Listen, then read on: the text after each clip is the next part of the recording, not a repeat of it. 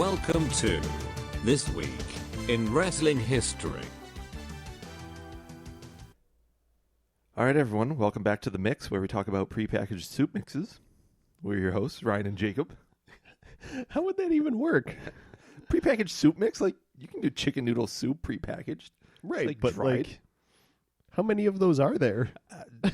Go to the organic section of the grocery store. You'll find hundreds. There's more than you think. All right, well, okay. All right, this week in wrestling history, Ryan, Jacob doing our silly thing as usual. Oh, so we got a painful one this week. Bash at the... Nope. We already Great American Bash 1989. Yeah, so since we've now broached that part of the topic nicely, WCW was awful with their Great American Bash / Bash at the Beach / I think there may have been one more Bash thing even that was like lesser known. But yeah, this is something like Eric Bischoff acknowledges was dumb and awful and confusing for the viewers. I mean, confusing considering that I who have just watched this pay-per-view already said the name wrong. Oh yeah, when I was looking up this pay-per-view, I put Bash at the Beach like 3 times. Yep. So yeah, the naming scheme is bad. So we're watching the Great American Bash 1989. This was an early War Games, wasn't it? This was, I believe, one of the first actual War Games ever shown. So the history of War Games is a little bit wonky. I was looking it up. It actually started in 1987 at 3 different house shows around the Atlanta area. Then it was this weird kind of summertime tradition they had. Then it started being done on the Great American Bash. Mm-hmm. And then eventually, I think in like early 90s, 92 maybe 91, it ended up getting moved to Fall Brawl, which became the pay-per-view centered around War Games itself, and that became its home going forward. Okay. Yeah, it shows that this was the... It was like the 5th or 6th one, but it was like We're at... Oh. It was the 16th match. Wow. The 16th War... 1989 was the 16th War Games. But if you look at them, they're all like house shows around the Atlanta area. They're really weird. Yeah, they had... The first 2 were at the Great American Bash in 87. And then... Which wasn't a pay-per-view, so we couldn't review that. It was July 4th. Yep. Then they had another one July 31st, 1987. Yeah. Then there was August of 87, November of 87, June of 88, July of 88, July 12th of 88, July 14th, July 15th. So if you went to a summer house show for Jim Crockett in like the late 80s, you probably saw a War Games match. Which I question how much of a draw this thing must have been, because first off, if you go back and look, there was a lot of the same people in all of them. Yeah. But secondly, how much do you think it cost to carry that? That was exactly what I was going to say. Thing around. So 2 things. First off, you're carting that damn thing around and you're setting it up. Secondly, you actually now have 2 rings you need to set up because it's a giant cage that covers entirely 2 rings.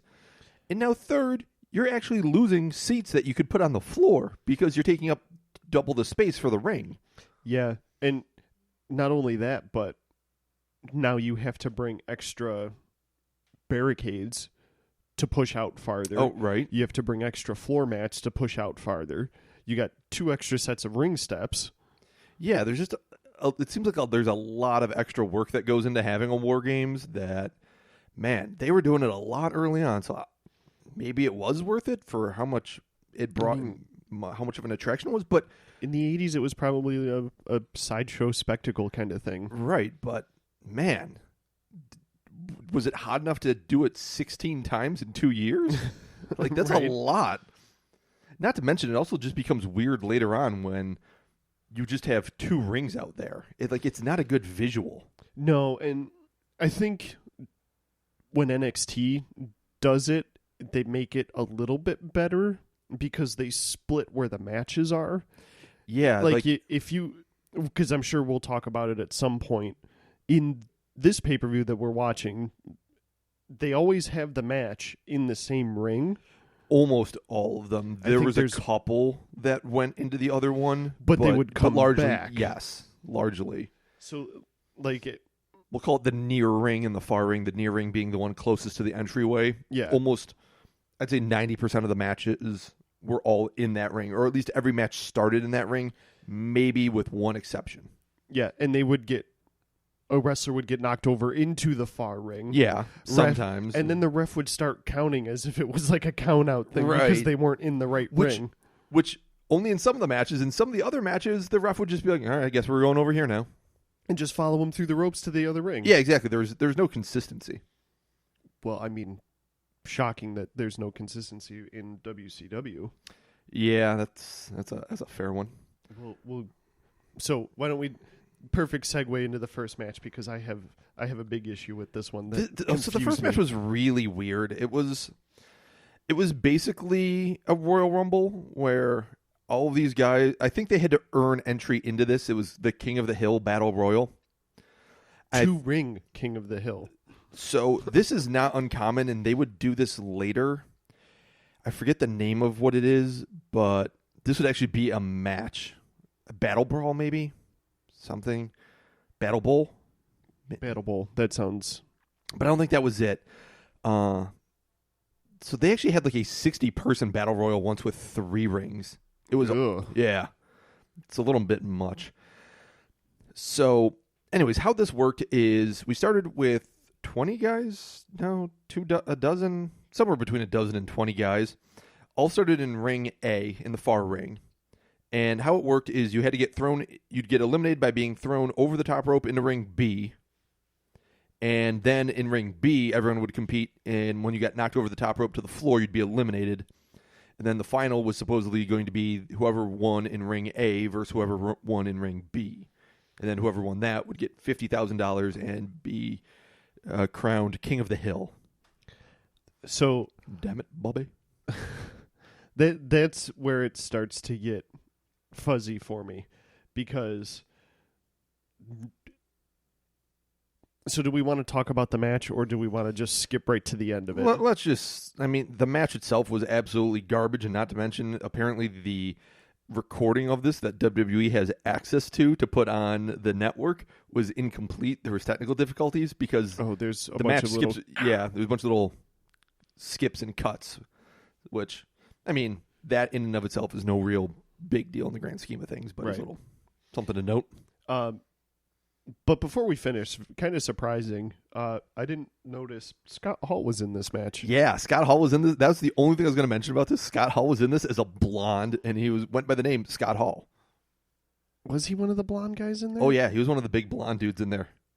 Well, I mean... It wasn't Sid Vicious or Dan Spivey, but he was one of the early blonde guys that was in there, yeah. Interesting. He looks nothing at all like you expect Scott Hall to look, because he was, like, heavier than Scott Hall than he normally looks, and blonde, and not as cut, I'm assuming. Right, that's what I mean by heavier. Yeah, because he was chunkier. I mean, when he was in WCW, he was probably in the best shape he had been in. Like, I mean, Razor, he was in good shape as Razor, but when he was with Nash as the Outsiders, I mean, anytime somebody standing next to Nash looks like they could hold their own with him, fair. Yeah. So he was definitely just softer, which I think was that was a lot of WCW / Jim Crockett NWA guys around this time. Yeah, I mean, except for Brian Pillman and Sid Vicious. Right. Pillman and Vicious really were Vicious, not even as much as he would become, but Pillman. Pillman was probably the best looking guy on the ring, or on the roster. Everyone else just had a layer of dad bod on them. They were a little doughy. They were a little doughy. Not that I'm one to talk by any means, but they just don't look good, especially like Bobby Eaton at one point. You look at the guy and you're just kind of like, how? Who is this guy, and why do I look like I could beat him up? Right. Like, that was one thing Vince in the 80s definitely did. Let's ignore the whole steroids thing, but he did a good job at making the wrestlers look like these are not normal human beings. These are like pinnacle athletes that anything they do is going to hurt someone. Right.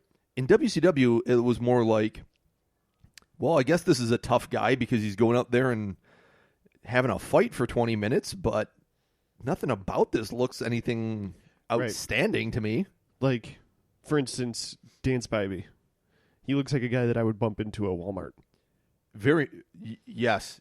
That's exactly how he with the world's worst mullet. Yeah. But, so, getting back to the actual match, yes, the King of the Hill. And propane accessories. It was okay. There was really nothing to it. No, there was really nothing at all special. There was Dan Spivey hitting a couple of really awful-looking power bombs at one point. Right. But the entire premise of the match ends up being where you're supposed to have a guy who lasted the longest in Ring A against last guy standing in Ring B. Yep. But because it's the Skyscrapers... Yeah, so Sid Vicious wins the first ring. Dan Spivey ends up winning the second ring. Then we don't... They were a tag team known as the Skyscrapers, and Teddy Long, their manager, comes out and is like, nah, playa. We're going to have a tag team... Nope, never mind. He's like, no, we're not going to... Skyscrapers aren't going to do this. We're not going to fight. We're just going to split the money and split the title. Thanks, bye. Dumb.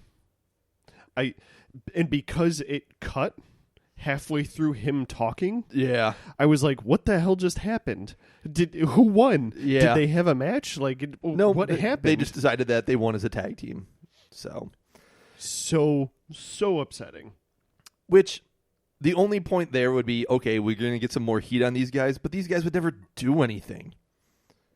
No, and did they replace Mark Callis? Did they put Callis in instead of Spivey, or did he join and then somebody leave? No, I think he replaced Spivey, and then I think someone else actually replaced Sid because softball season came around, and softball season. And then Sid always disappears around softball season. It's the weirdest damn thing. Yeah, there was two other guys that ended up becoming the Skyscrapers. Undertaker was one of them, and yeah, nothing good there. No. I mean, considering that this is like a 14 person battle royale, and it only lasted 10 minutes. Yeah. I mean, the other things of note were, Ron Simmons was in it. He was like the first one eliminated. Rick Steiner was in it. Scott Hall was in it. Scott Steiner was in it. Yeah. I mean, if you look at this, it's really a bunch of tag teams and like 3 solo guys. Yeah. It was weird. Well, see, what was interesting to me was the fact that Pillman was the last guy eliminated from the first ring. Yep. And then had a good little run in the second ring before he was eliminated. Then came out to do another 10-minute match. Yeah, exactly. So, which, speaking of a 10-minute match, the first match went 10 minutes, the second match went 10 minutes, the third match goes almost 10 minutes, and that's unfortunately going to be a common thread in this pay-per-view is these matches feel like they go really long and unnecessarily so. Right. Yeah, match number 2 is Brian Pillman versus Bill Irwin, who would go on to become the Goon in WWE as enhancement talent.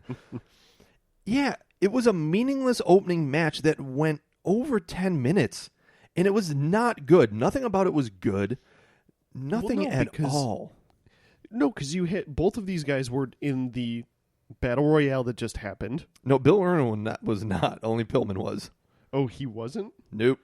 Oh, no, yeah, you're right. You're right. Yep, he was in there. My bad. I remember those stupid boots. Yeah, I noticed those boots. Bill Irwin has the worst boots, and his gimmick is he brings a whip to the ring. He's wearing jeans in what are supposed to be like button-on chaps, almost. Yeah, like they're chaps, but in boot form only. But only go up to his knees. Yes, it's so weird. So, I mean, clearly Bill Irwin's endurance was not meant to do 2 10-minute matches. Again, speaking of guys that if you look at them, you'd think you'd run into them at Walmart.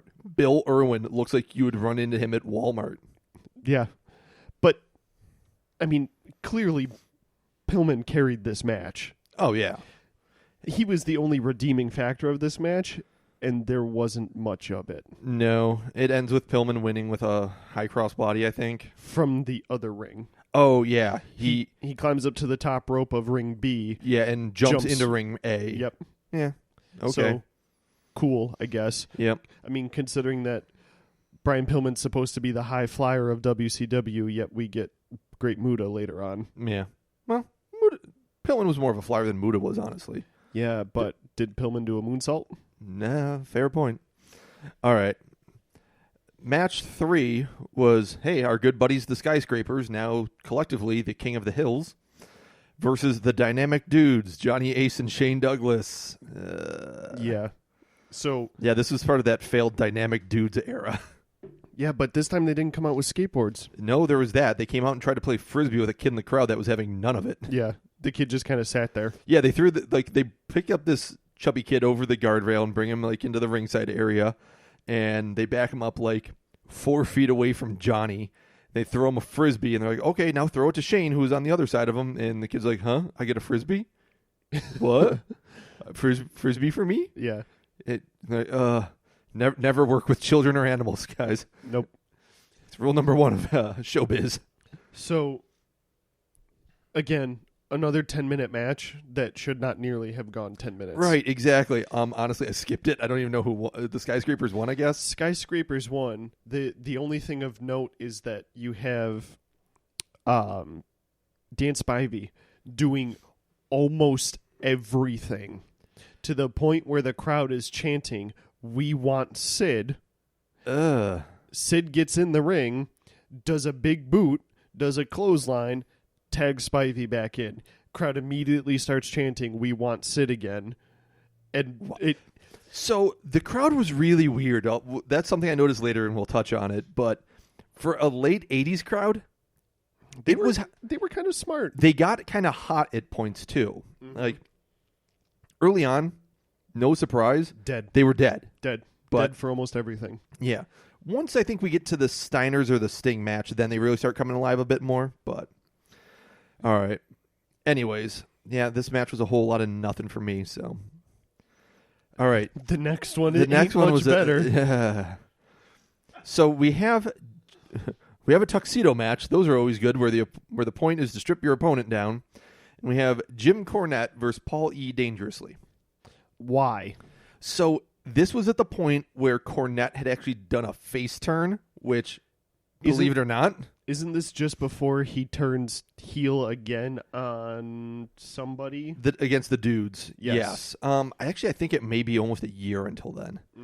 Because remember, it's something we covered that whole thing. I mean, in wrestling time frame, that's just before. Yeah. So, yeah, this was really weird, and the commentary was really uncomfortable. I mean, the commentary wasn't great for most of this pay-per-view. Okay. I meant to actually bring that guy? up. Who's the other guy? Bob someone. But it was JR and Bob someone. They were both awful.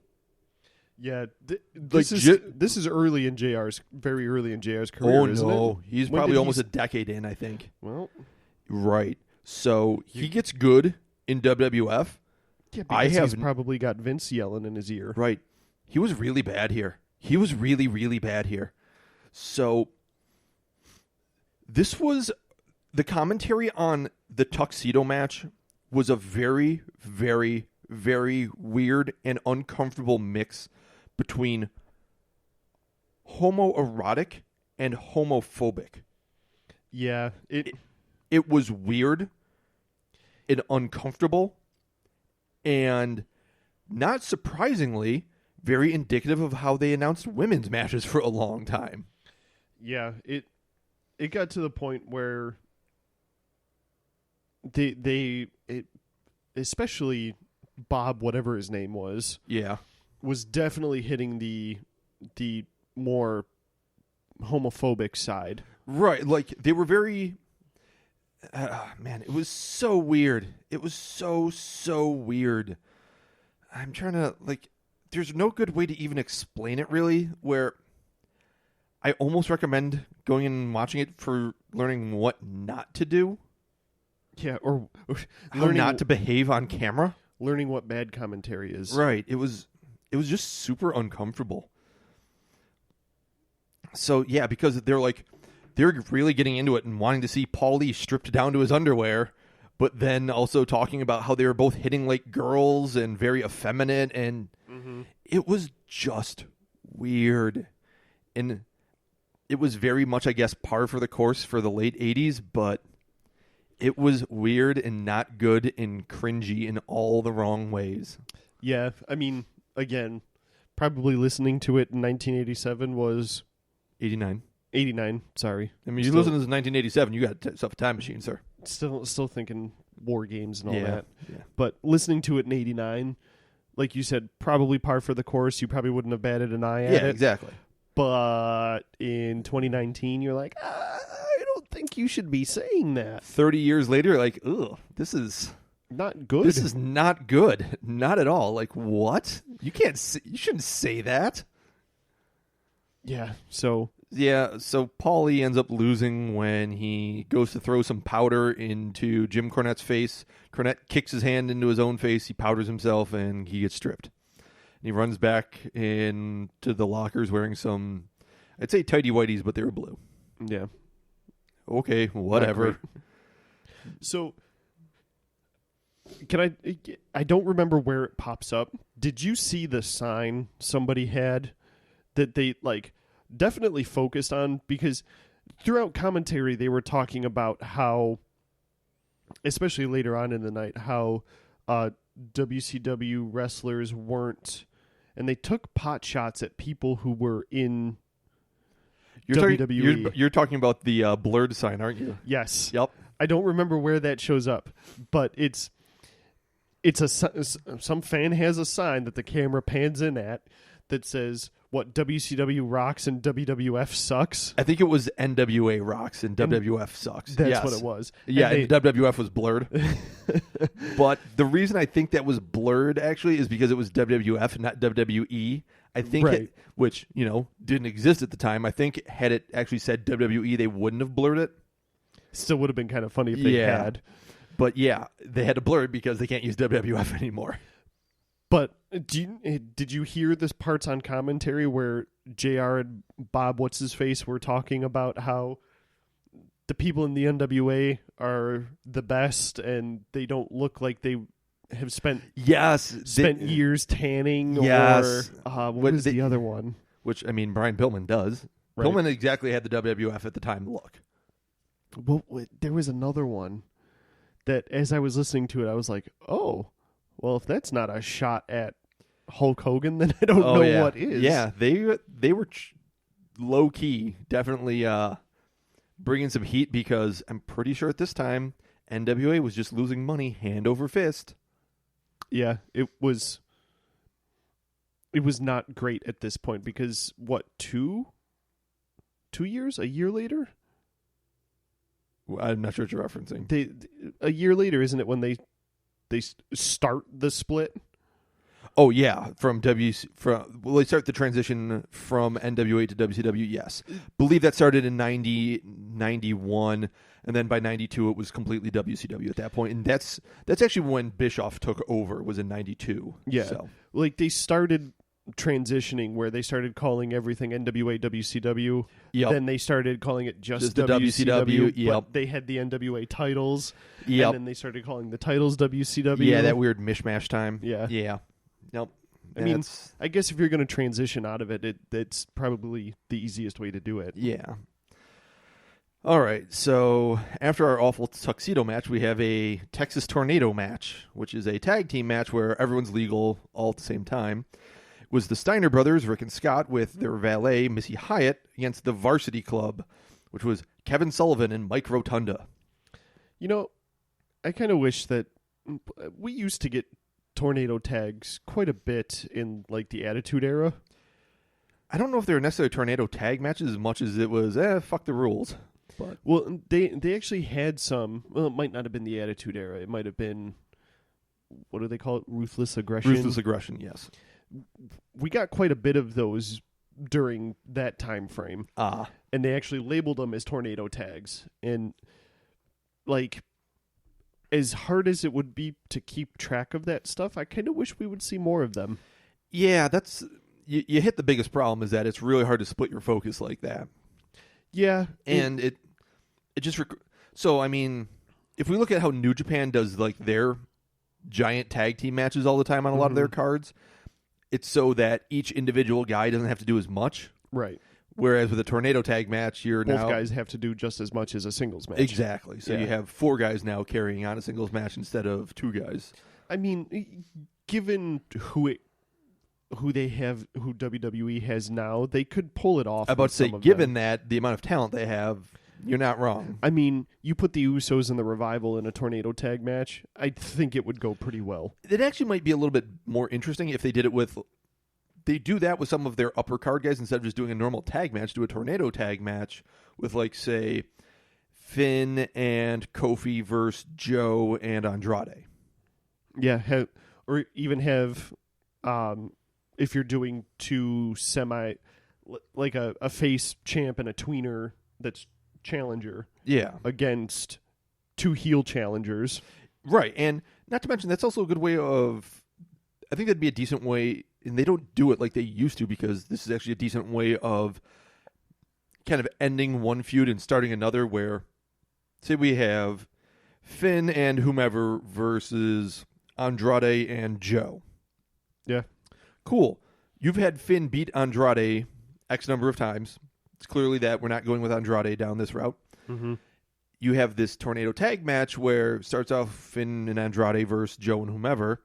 Then at some point they kind of switch and have Joe do something like put Finn through an announcing table or something, or just do something exceptionally vicious. And cool, now we've transitioned to Finn versus Joe. Yeah, exactly. So I think it would just be interesting to start seeing some of them pop up a little more. Yeah, you're not wrong. And not super often like they used to be. Yeah. More like a... have like kind of the main event of a show, like a Raw or a SmackDown. Yeah, or even a mid-card match on a pay-per-view. Yeah, that could work. Or have it be the blow-off of a tag match when they move to a new challenger for the tag titles. Yeah, that works. Because, I mean, that way you can kind of have a bit of finality to it where you have like, all right, we're hitting our finisher on both these guys and double pinning them, and cool. Now we're clearly done. Or do it the other way where both teams each get a pin and cool, now we can go into something else different. Or yeah, there's room for a little bit more of those, I'd say. All right. So back to this match, the Tornado Tag match, the Steiners versus the Varsity Club. This was pretty much the end of the Varsity Club. They had been around for almost 2 years at this point. They were an awful stable, in my opinion. It was a dumb gimmick. It makes no sense for Kevin Sullivan to be in this gimmick whatsoever. No, because he, like, with, what's his face? Rotunda, he came out wearing his Syracuse singlet. Yeah. Like, it made sense. But then you had Kevin Sullivan come out where he's literally just wearing Black trunks and wrestling boots. Yeah, Kevin Sullivan's typically been the kind of creepy guy. Yeah, like the weirdo. Yeah, he's been the weird guy. So then he starts a stable based around them all being collegiate athletes and being better than everyone. It was just weird and... Not good. No. And not like Bray Wyatt's hosting a children's television show weird good. It was a, I guess we're just going for this now. Well, this don't make no damn sense. Speaking of which, have you seen his puppets popping up backstage? Yes. It's fantastic. I can't wait till he debuts.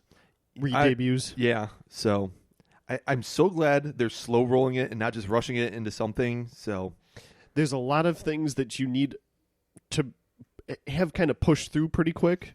This is one of those that, and I know you hate the term, slow burn that shit. Yep. Yeah. Wonder why I hate that term. All right. Steiners end up winning. It was an absolute nothing of a match. It was 4.5 minutes, so at least they got the timing right on how long this match should have gone. Right. And they came out with a dog. Did they come out with a dog?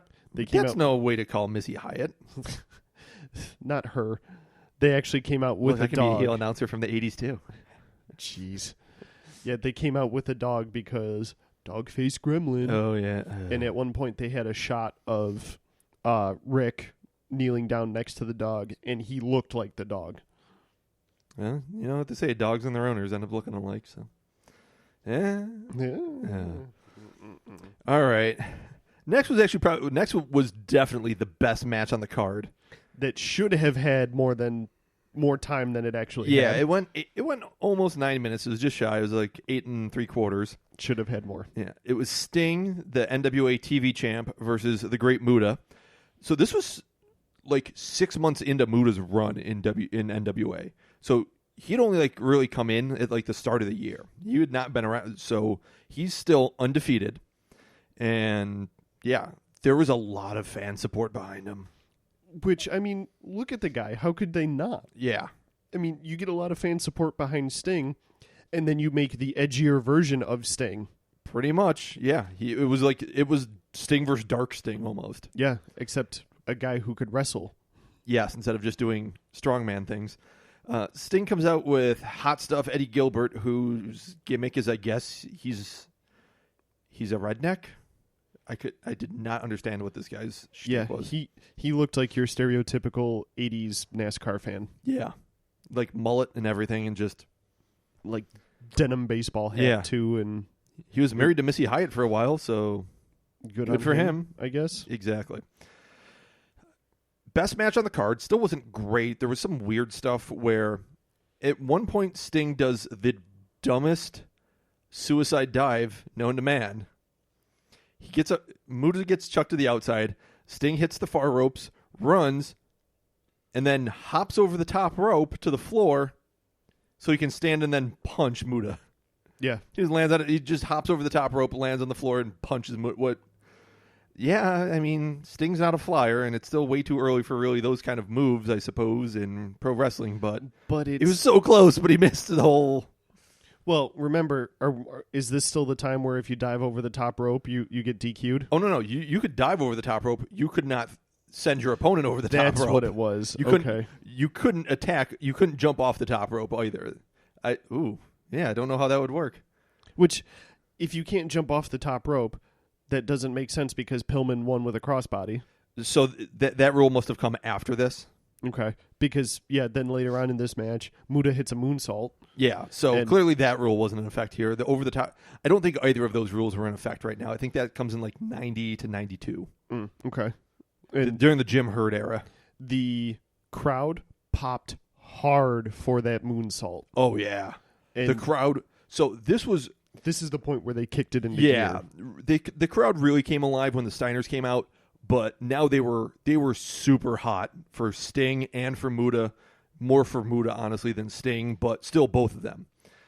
The finish was super wonkadoo, where Sting hits a belly-to-back suplex and bridges-ish, and it's a double pin, and no one's really sure who wins. Gary Hart and Muta take the title and leave.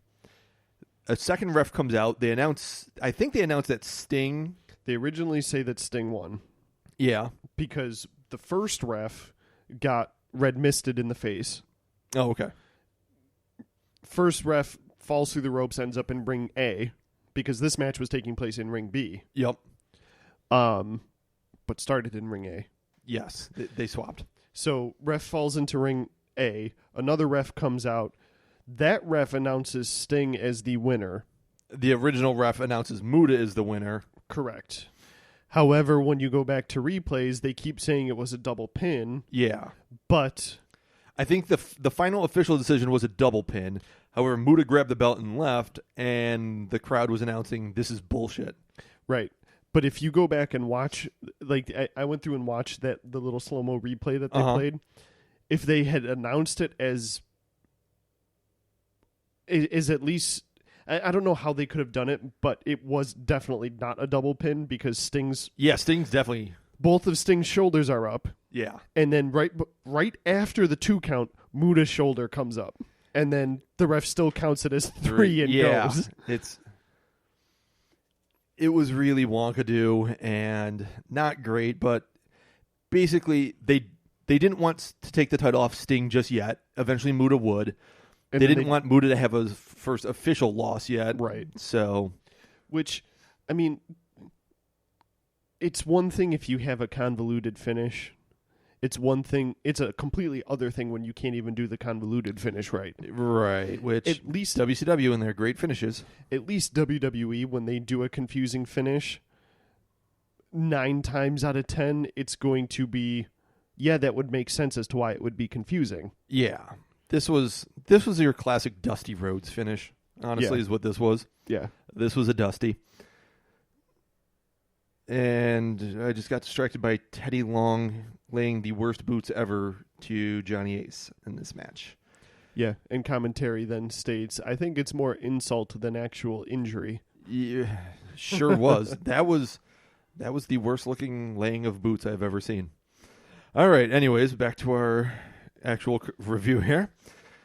Next up, we had a singles match for the NWA US Heavyweight Championship. Our champion, Lex Luger, versus Ricky Steamboat, or the Steamer, or The Dragon.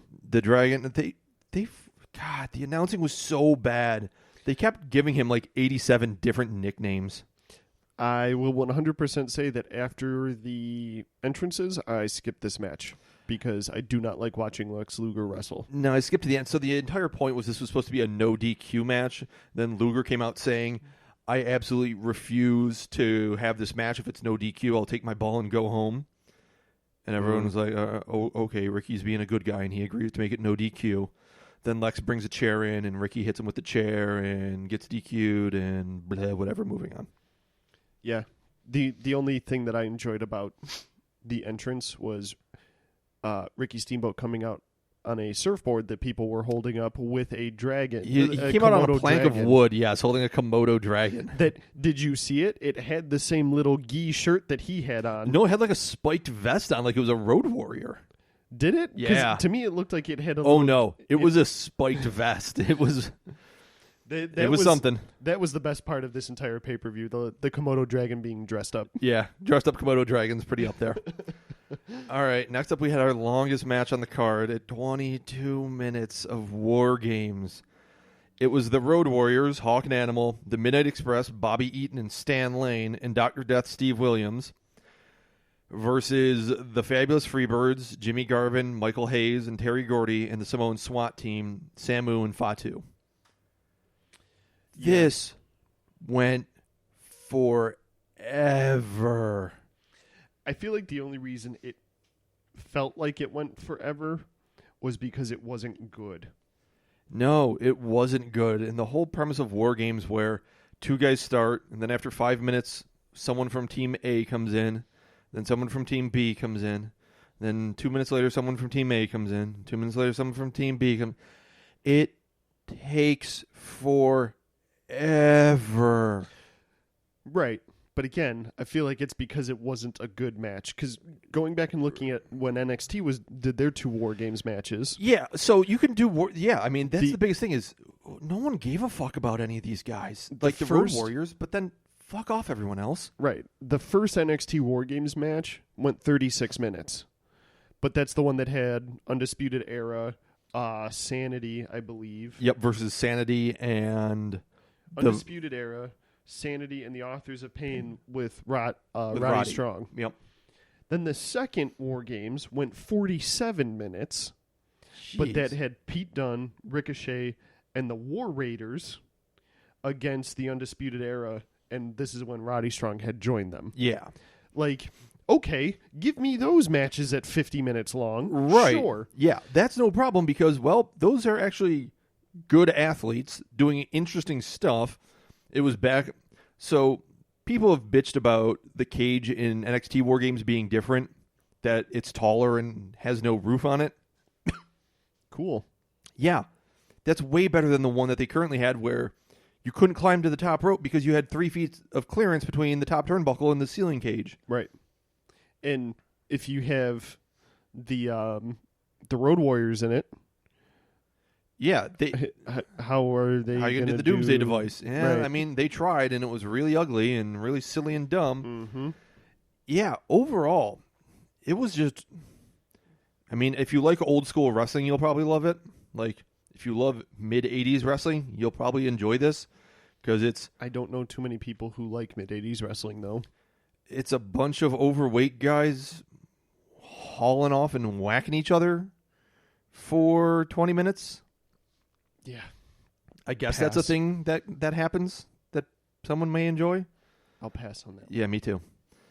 All right, our final match of the evening was 17 minutes of Terry Funk versus Ric Flair for the heavyweight championship. So, again, not the worst match on the card, but not the best match on the card either. 2.5 hours in to doughy old guys hitting each other. I didn't need to see two more doughy old guys hitting each other.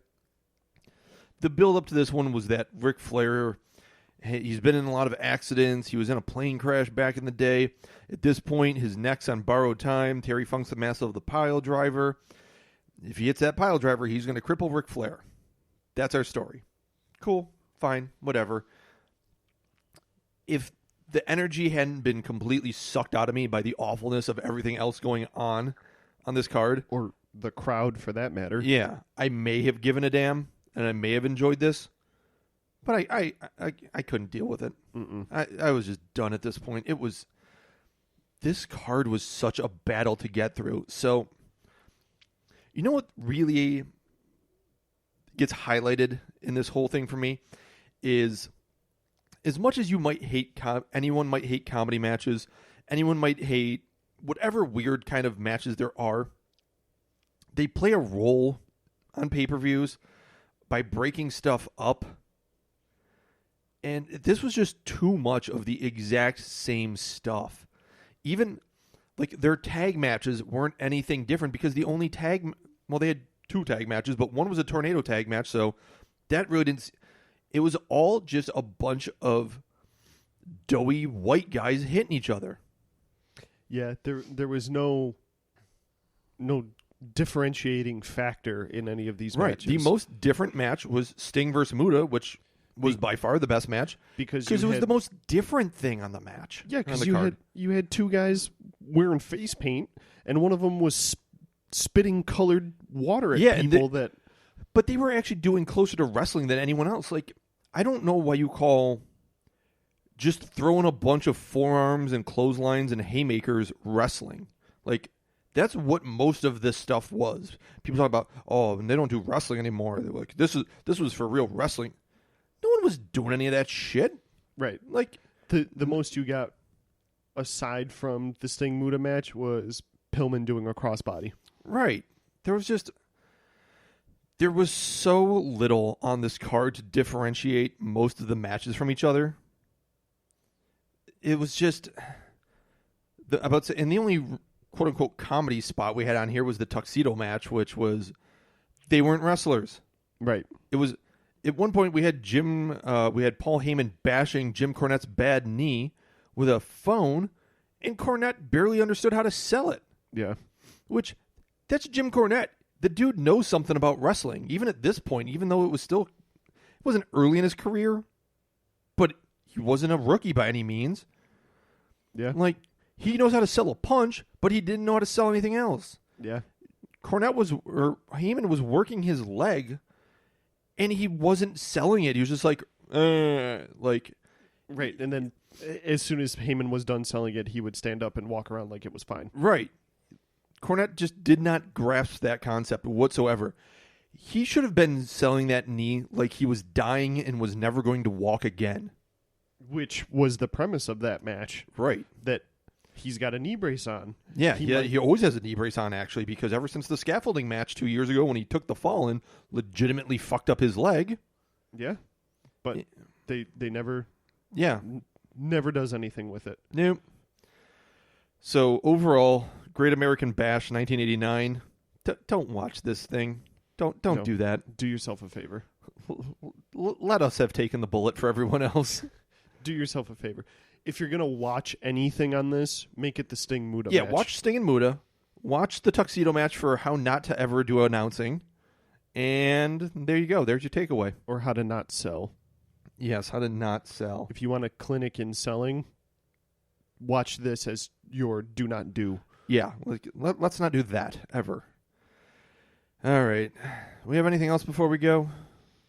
I mean, you want to do a rundown of a couple of the decent pay-per-views that are coming up? Sure. So, actually today, because we're recording on Saturday, is the start of the G1. Yes, the G1 for New Japan has started.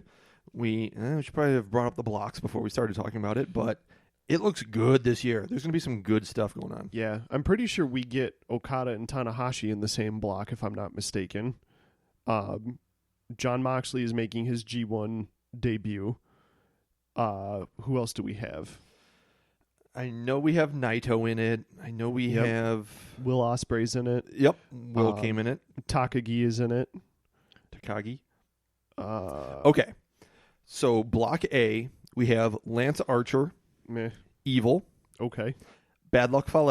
Eh. I'll give you to. Kota Ibushi, Yes. Kenta, That's the other one. Okada, Okay. Osprey, Wow. Zack Sabre Jr. And this is all This in is block still A. Block A. Sonata Is Tanahashi in this one? and Tanahashi. Holy shit. Block A is friggin' stacked. Well, Block B ain't that bad either. It's definitely the weaker of the two blocks, but all right. Block B, we have Jeff Cobb, Sure. Hiroki Goto, Mm. Ishii, Yes. Moxley, Cool. Naito, Yeah. Juice, Okay. Taichi, Yeah. Takagi, Yes. Jay White. He's gotten better. He's gotten better, but yeah, there's still a bit of to that. After his run with the title, I think New Japan realized he wasn't ready to be the next Kenny. Yeah. They took it off of him, and Now we kind of need to build him up a bit. and I think he's progressing a lot better than he was originally. I think it was too early to give him the Yeah, belt. it was a little bit too much rocket up the ass. Yeah. And finally, Toru Yano, Okay. who's the comedy guy, but entertaining comedy guy. He can put on a decent match if he needs to. Exactly. And he's interesting, usually kind of the spoiler. Yeah. So I'm as bad as it sounds, I want to see Moxley versus Yano. I want to see that so bad. That could be entertaining. But I bet Moxley versus Juice is a real good rematch. Yeah. Oh yeah. Like, I bet Juice comes out and like tries to kill Moxley. I bet it's good. I definitely want to see Moxley versus Jeff Cobb too. Yeah. Who? Oh, Ishii versus Jeff Cobb. Oh, Ishii versus Moxley. yeah. Yeah. So if you're a fan of wrestling, try to catch the G1 as any way you can. Find matches online. They'll be on YouTube on various points, I'm sure. But Yeah. pay attention. It's going to be a real good year. Yeah, especially because it starts today, today's what, July 6th? Yes. It starts today and runs until August 12th. So you get a month's worth. Yeah. You get 5 weeks. Of really good matches. Yes. And then we have then the finals are always big. So, and it'll be interesting because the winner of the match gets a future shot at a title of their choosing. Almost always it's it's against the heavyweight championship at Wrestle Kingdom. Right. Which, spoiler alert, that means Okada is not going to win it. They might. They've never had the champ win it before. Oh, no, they have had the champ win it before. Yeah, Okada's won it as champ. And then didn't he go after like the Never title or something? He challenged Kenny. Oh, that's right. That's where their whole feud started. So Okada probably won't win it. I would imagine not. Because I don't think they've ever had... Is Tanahashi the only one that's won it twice? I think he's actually won it more than twice. But I wouldn't expect Tana to win it. I don't know who I would say to win it. They could go with Will Ospreay, honestly. Yeah. I mean, judging from his conversation with Ian C on last week's, yeah, it would be interesting to have him as the junior heavy champ, then go and face the heavy champ. Yeah. I mean, it would be crazy to be the first one to hold both belts at the same time. Right. Has no one ever held both at the same time? I don't think so. Because New Japan's that whole thing where they're definitive weight classes. Fair enough. You actually can't be in both at the same time. Right. Okay, maybe. I don't think Moxley will win it. I can't see Mox winning it. So from Block B, I could see them pushing Jeff Cobb, but I don't see him winning it because he's got the No. ROH contract. Yeah. So from Block B, your only real options, I think, are Naito, White, maybe Takagi, probably not, and probably not. I think your only real options are Naito and White. Okay. From Block A, I could see an argument for Kota. Probably not Kenta, but maybe. Just because it's his. Is this his first one, or is it? Yeah. Just Oh, this is his first. This is his first time in New Japan. Okay. So Okada probably not. Osprey maybe. Zack Sabre Jr. probably not. Probably not, but still a maybe. And Tanahashi is all potential. So I'm betting you see someone from Block A win, especially because they'll probably have to go through Okada and then having to face Okada. That kind of sets that up nicely, I feel. Yeah, especially if you have Okada pretty much run the entire block and then have him lose to one of them and be like, see, I beat you once. Now I got this contract. I'm going to beat you again. Exactly. Like, that sets that up nicely. Yeah. So, yeah. Or that. Give me Naito and Okada again, please. That's kind of what they've been teasing is and give what Naito kind of needs is that final crowning achievement. Give me Naito as the heel champ in New Japan. It's really weird that we're kind of in a place where the factions of New Japan have kind of, it feels like they fall into the wayside a little bit. Whereas, like, yeah, that really only matters with the tag team matches. Right, 3-4 years ago they were like huge, but well, it's because Bullet Club isn't really that big anymore. yeah, exactly. But don't say that to Tama. Yeah. Oh no. All right. So the other thing we have coming up next week is Fight for the Fallen. Yeah, AEW's now third pay-per-view. Yep, their third big event. This one will be free. Correct? Yep, this one will be free as well. Which I liked that they did that with Fyter Fest. Yeah, and it was a quality. Like, it was Fyter Fest. I would have paid to watch. So I think, honestly, how they're kind of plugging it right now, if I had to make a guess, Double or Nothing was a pay-per-view level event. Okay. All Out will be a pay-per-view level event. Right. I think Fyter Fest and Fight for the Fallen are kind of more equivalent of like Clash of the Champions. Okay. Where it's your big monthly event, but it's just shy of a pay-per-view level event, supposedly. Okay. So, do you think they're going to end up building a Big Four? I think that would be their best move right now, especially if they're going to be charging $60 a month for $60 for their pay-per-views. Yeah, I think doing big one, small, big, small. Right. I think that model would be good for them. Yeah, because you could have all in as your WrestleMania-ish. Yeah. You could have All Out as a Rumble style thing. That'd actually be kind of cool. All Out is a Rumble where you're throwing guys out of the ring. Yeah. I feel like they're probably not going to base them around gimmicks like Survivor Series and Royal Rumble. You probably won't. No, but you could still have your Big Four for AEW because I mean, again, their Big Four, it seems so far, could very well flip-flop with WWE's Big Four. Yeah. Because if they keep All In around September-ish, I mean, what does WWE have going on in September? A whole lot of nothing because that's usually a bad time for the business. Yeah. You can get All Out in August, which might be... No, that's a little too close. You just said September and August. Oh, that's true. I'm just thinking because All Out is in August this year. Well, it's because All Out is replacing when All In was last year. Okay. So you could just call it All X or whatever, but right. All right. Let's actually look at the card here for. Yeah, we can argue like their time. Let's move on to the card. All right.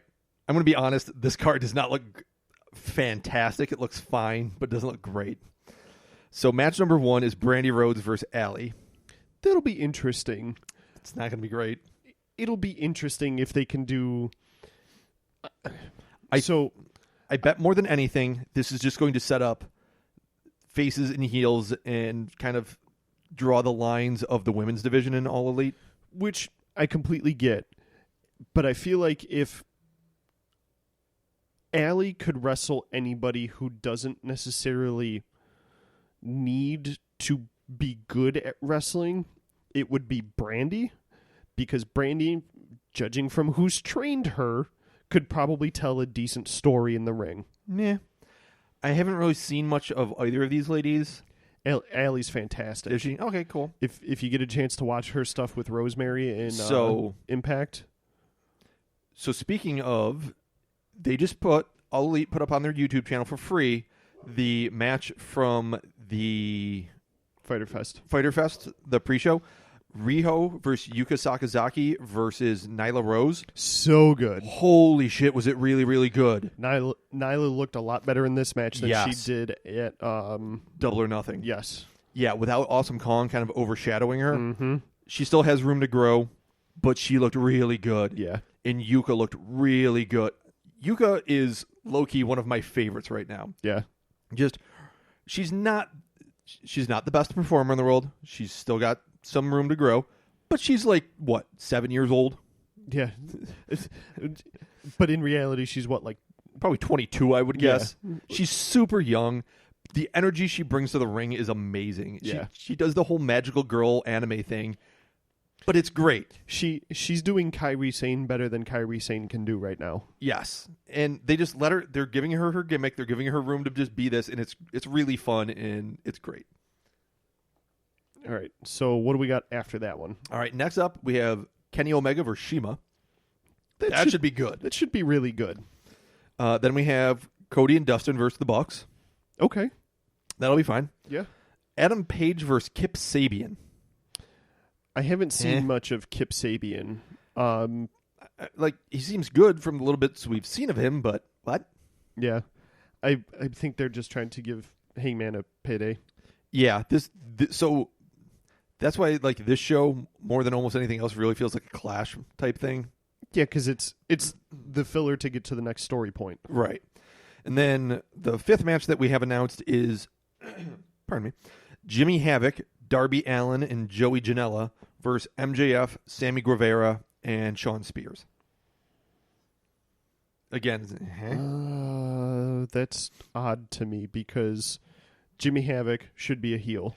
Right. Darby Allin should be a heel. No, he seems like a tweener to me. He seems fine either way. Okay. And who was the other one on that? Joey Janela. Should be a heel. Yeah. Then you have MJF, heel. Easy heel. Who was after MJF? Sammy Guevara. I don't know. Yeah, he's what, from being the Elite, he's a heel that's trying to be a face. It doesn't make sense. But then you have Shawn Spears, who is solidly a heel after killing Cody for a couple with a gimmicked chair.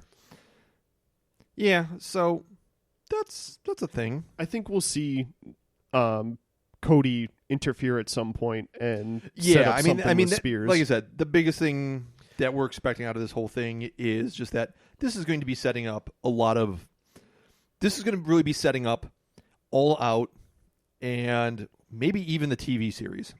Yeah.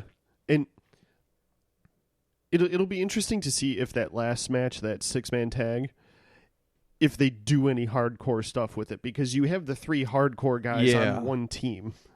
Right. And then on the other side, you have MJF, who's not at all a hardcore guy. No. Sammy Guevara, who I don't believe really is. More high flyer than anything. Right. And then Shawn Spears, who would likely go non-hardcore just to kind of piss off the fans. Right. So, but can we talk about that for a second? I really want to see Cody versus Shawn Spears. I know you're not a fan of Shawn Spears. No, I think Shawn Spears is generic as generic comes, and whatever. He's perfect 10 my ass. Give me that match, though. Oh, you can have that match. That'll be a good match. Okay. I'll go on the record fine. now, and I want, when that match actually happens, I want your take on it, because I'm going to bet money that you'll be like, okay, it was better than I thought. I'm expecting it to be a solid 7 out of 10. See, I'm thinking it's going to be more like an 8.5. No, because Shawn Spears isn't that good. Honestly, Cody's not that good. Cody is really good, but out of all of the elite, he's the weakest of the elite on every front. So I think he's the least athletic, and I think he's the worst storyteller of the bunch. You think he's a worse storyteller than Hangman? I was thinking more out. I wasn't really counting Hangman. I was counting the Bucks, Kenny, Marty. Okay. He in the grand scheme of things, he's definitely above average. Let's use the famous line: he's a B+ player. I don't know. I like Cody. I think when he's in there with I think his match with Dustin obviously went above and beyond that. But honestly, I think both he and Dustin suffer from not being their father and being in their father's shadow. I would agree with that. However, I think the two of them can tell a pretty damn good story. I agree, but I think they also need... I think their ability to tell that story is limited to who they're in there with. And I don't think Shawn Spears is good enough to... See, I think they need a special someone in there to bring them to the next level. Shawn Spears is not that guy. See, I think it could be. I think purely it could be because of the friendship that the two of them have. I could see something happening there. We'll see. All right. Shall we cover Extreme Rules and get out of here? I guess. The WWE has been okay this week. Yeah, but this is all pre this week, and I don't foresee it. Yeah, about to say, coming out of the gate, we're going to have a problem here. So, the first announced match is the last chance winner take all mixed tag team Extreme Rules match for the WWE Universal Championship and Raw Women's Championship. We have our champions, Seth and Becky, versus Baron Corbin and Lacey Evans. Who in their right mind thinks that Baron Corbin and Lacey Evans could fucking win this match? So, is the stipulation that if the heel team wins, they get both belts? Yes. If Corbin pins, then they're fucked. If Corbin pins Seth, Lacey gets the Raw Women's title. Okay. So I thought it was just going to be whoever won got their respective belt. Nope. In which case, I could see Corbin hitting the End of Days or the Black Hole Slam on Becky, and then Lacey covering her while Corbin intercepts Seth. I could see that happening. I could see. Nope. I could see her losing that belt. I cannot see either of. If you put those belts on those two, you have fucked up. Yeah. Nope. Especially because there was a little backstage segment with Raw on Raw with Seth and Becky where they're talking about talking to each other like, don't lose my belt. Yeah. Well, I'm not going to lose I'm not going to lose your belt, but don't lose my belt. And they're going back and forth about it. And it was funny at one point. Becky goes, yeah, it'd be awful. I sleep with this thing. And Seth goes, yeah, it's starting to be a problem. That's awesome. So, yeah. All right. Number 2 match. Undertaker and Roman Reigns versus Shane and Drew Mack. So, I get why this is happening. I don't like that it's Seth or Shane. Yeah, exactly. But if it means that I get an Undertaker and Drew McIntyre match that could get the bad taste of Taker and Goldberg out of my mouth, okay. Let Drew Mack kill the Undertaker. Yes. Have Drew kill Undertaker. Have Drew pummeling Roman. Have Shane Steele win for the team or something. Or, hell, have Roman take out Shane for the win. That's what we should have. Have Drew kill the Undertaker. Have Roman kill Shane. And then have just... then get rid of Shane. And have Drew and Roman going at it. Yeah. Have Drew so busy absolutely murdering The Undertaker that Roman destroys Shane. Yeah. That is your best case scenario for that match. Because then we got Roman looking good. We've killed off Shane. He's gone forever again. Yep. Got Drew looking great. Got Undertaker going away for a long, long time. Well, Undertaker is asked to do a program with Drew. Okay, cool. Because he thinks he can shine him up real nice and be a good way to go out, please? Yes. Perfect. Perfect. Undertaker has flat out said, he said it in an interview, and I got to see if I can find it. He said he wants to get the bad taste of the Goldberg match out of his mouth, and he thinks that Drew could carry him through a match, which I would 100% agree with. Totally. But he also wants to do a program with Drew to make Drew the killer that he should be. Lovely. That's exactly what we should be doing. Perfect. All right. Number 3, Kofi Kingston versus Samoa Joe. If this was happening at SummerSlam, Joe wins. I don't think Joe wins here, but I think it'll be a good match. Yeah. It'll be a fantastic match. I also think we're going to get some kind of interference from Dolph and or KO. Yeah, that seems probably likely. That'll probably set up a giant tornado match at SummerSlam. Fatal 4-way at SummerSlam between all of them. Which, I mean, I'd be okay with that, but I think now is the time to put the belt on Joe. Yeah, I agree. But we're still going to have a good match, so that'll be nice. All right. SmackDown Women's Championship, Bayley versus Bliss. Last time these two were together, it was not good. No, the only interesting part to this is adding Nikki Cross into that little... Yes. Which I think it'll be interesting to... Again, if this isn't at SummerSlam, Bliss doesn't win. I don't think... Bliss isn't winning. I want Bliss and Cross as a tag team. Them versus the Iconics would be fun. Yes. I think they're going the route of Nikki Cross is going to realize Bliss is using her. But they kind of need the belt for that whole program. Which maybe they give it to her at SummerSlam. And then have... I was about to say, they may just involve Nikki and do a 3-way match between the 3 of them at SummerSlam. Which okay. I don't think would be bad. No, that'd be fine with that. All right. Next we have our pre-show match, Drew Gulak versus Tony Nese. Gulak keeps it. Okay. And I think that'll be a good match. Their last one was really good. Yeah, probably, but no one will see it. And then finally we have the triple threat tag team match for the WWE SmackDown Tag Team Championship. DB and Rowan versus the New Day versus Heavy Machinery. I think... I don't want to say all of these belts are going to change hands at SummerSlam. If any of them are going to change hands, it's going to be this one. And I think it goes to the New Day. No, I think they keep it on DB and Rowan for a while until they have something for DB, honestly. Okay, that's fair. They basically keep it on him until they need to pop him back over to singles. Okay. That makes sense. Yeah. I think New Day having all the belts doesn't really make much sense. Well, I mean, it would be a cool little thing. Like, look at us. We hold all the belts. And then have if the club was on SmackDown, it would be like, all right, those are ours now.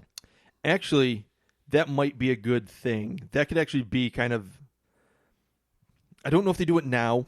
It still feels a little too soon, but it actually might be the time to do it then. Is give them the tag belts, then have some big thing where the New Day, where Xavier Woods and Big E lose the tag belts because of Kofi either doing something wrong or just not being there because he was more concerned because he was dealing with the championship belt. Yeah. And that's how you split up the New Day finally. So, did you listen to Edge and Christian this week? Yes, I did. Did you hear them talking about Samoa Joe and Heavy Machinery and Viking Raiders? Yes. Yes. That would be the team to force New Day and New Day's hand with the belts. See, I don't think you do necessarily a stable versus... I don't think they need to lose them to a stable, but... Joe's not a stable, though. Yeah, exactly. If you do it where it's Heavy Machinery... Or, God, why do I keep calling them that? The Viking Raiders. Because they both showed up in NXT about the same time. They're both two giant dudes, and they're... Yeah. You do Viking Raiders again in Samoa Joe. Get them mixed together because Joe's already got the program going with Kofi. Yep. You introduce the Raiders to go against the New Day. Yep. And you have the Raiders take the belts off of New Day. Yep. Keep Joe still chasing after Kofi. Have the New Day helping Kofi in their SummerSlam match. Yeah. And then you have the Raiders come out and neutralize the New Day, and Joe takes the belt off of Kofi.